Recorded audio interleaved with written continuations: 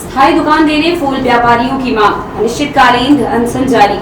रीवा के फूल व्यापारियों का अनिश्चितकालीन धरना जारी है। वे अपनी मांग पर अड़े हुए हैं। उनकी मांग है कि पहले उन्हें स्थायी दुकान बनाकर दिया जाए, उसके बाद उन्हें वहां से हटाया जाए।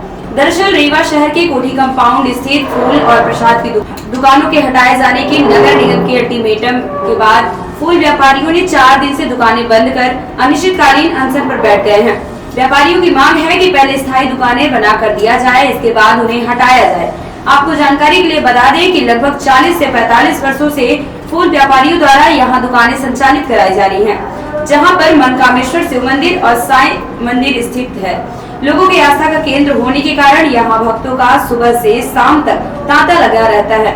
फूल व्यापारी प्रसाद सहित फूल बिक्री करते हैं, जिससे उनका जीवन यापन चलता है। लेकिन दुकानें हटाए जाने से जहां भक्तों को फूल माला नहीं मिल पा रहा है, वहीं व्यापारियों पर भरण पोषण का संकट मंडराने लगा है।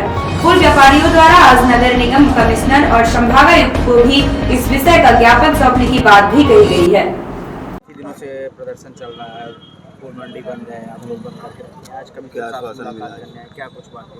तो कमिश्नर साहब से बात ये हो रही थी कि भाई वो उनको वहाँ से हटाना है, तो हटा के जो जगह पुराना आरटीओ के बगल में जो जगह दी जा रही थी, तो अभी तक ये था कि 7 बाई 7 की जगह दी जा रही थी, तो जो हम लोगों के लिए पर्याप्त नहीं थी और सेट बनाने के लिए भी मना किया जा रहा था कि सेट नहीं बनाएंगे। तो हम लोगों का सबसे बड़ा विरोध यही था कि जगह कम है, और तो उसके लिए उन्होंने कहा है कि हम कलेक्टर मैडम से मिलके और जगह को बड़ा कराएंगे, और जहाँ पे टंकी है वो वाली भी जगह देखेंगे और उसको भी जगह बड़ा कराएंगे, और फूल मंडी के नाम पे उस जगह को 12 नंबर कॉलम पे हम दर्ज करवा के आपको देंगे, जिससे मतलब आप स्थायी रूप से वहाँ बने रहें।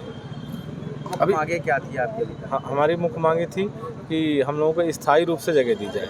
तो नगर निगम का ये कहना है कि भाई मेरी ज़मीन तो है नहीं अभी, तो इसलिए हम अभी बना के तो नहीं दे सकते हैं, लेकिन कलेक्टर मैडम से हम बातचीत करके उसको हम फूल मंडी के रूप में अलॉट करवा सकते हैं। कितने लोग हैं ऐसे? जैसे हम लोग लगभग 45 से 50 दुकानें हैं वहाँ पर, जिनका परिवार पालन पोषण। हाँ, परिवार तो लगभग 500 परिवार हैं वहाँ पे, क्योंकि वहाँ बहुत सारे किसान भी जुड़े हुए लोग हैं और दुकानें हैं, दुकान में लड़के काम कर रहे हैं, तो इस तरह करके सब मिला के 500 लोग हैं वहाँ। तो अभी क्या आपकी आगे हड़ताल चलेगी अभी? नहीं, अगर आज दुकानों का निराकरण, और बोले हैं कि लेआउट, जो हम लोगों की सबसे बड़ी समस्या थी कि गाड़ी कहाँ खड़ी होगी, तो वो हम लोगों के ऊपर छोड़ दिए हैं। अगर हम लोगों को पर्याप्त जगह वहाँ दे देते हैं तो हड़ताल बंद हो जाएगी और कल से हमारी दुकानें खुलेंगी। इतने वर्षों से आप यहाँ किनारे लगाए हुए थे, अभी तक कोई दिक्कत नहीं हुई, ऐसा क्या समस्या आ गई कि प्रशासन को वहाँ से हटाना पड़ा? नहीं, हड़ताल करना पड़ा तो हड़ताल इसलिए करना पड़ा, उनका ये कहना था कि आवागमन बाधित होता है, तो गाड़ियाँ खड़ी होती हैं वहाँ सस्ती हैं, तो उसके लिए हम लोग काफ़ी दिनों से कह रहे थे कि भाई गाड़ी खड़ी करने के लिए हमको जगह दे दीजिए। और दूसरा, जैसे कल से हम ये देखा जा रहा था कि हमको नाली साफ़ करानी है, अभी वहाँ पानी किसी का निकलता नहीं है, लेकिन हो गया, दुकान हटवाना था सामने की, तो दुकान हटाने में दिक्कत नहीं है, हमको जगह दे दी जाए और उसी एरिया में दे दी जाए, तो हमको दिक्कत नहीं है। ठीक है, क्या नाम है? JP कुशवाहा। ठीक, क्या मामला है, क्या बातें रखी? 2 चीज़ें हैं। जो फूल मंडी यहाँ पर लगती थी, जो मनकामेश्वर मंदिर के पास है, उनको शहर के बाहर तो नहीं हटाया जा रहा है, शहर वही मनकामेश्वर मंदिर के सामने ही एक जगह जो अभी पुरानी बिल्डिंग गिरी है, उसमें ही हम रिसेटल करने के लिए वह व्यवस्था बनाई जा रही थी। उनके उसके बारे में कुछ अप्रीहेंशंस थे कि हमें अब फिर से हटाया ना जाए। अभी दोनों चीज़ें उसमें है कि अभी जो दुकानें लगी उसकी वजह से ट्रैफिक कई बार बहुत बाधित होती है, पूरे रोड की बाधित होती है।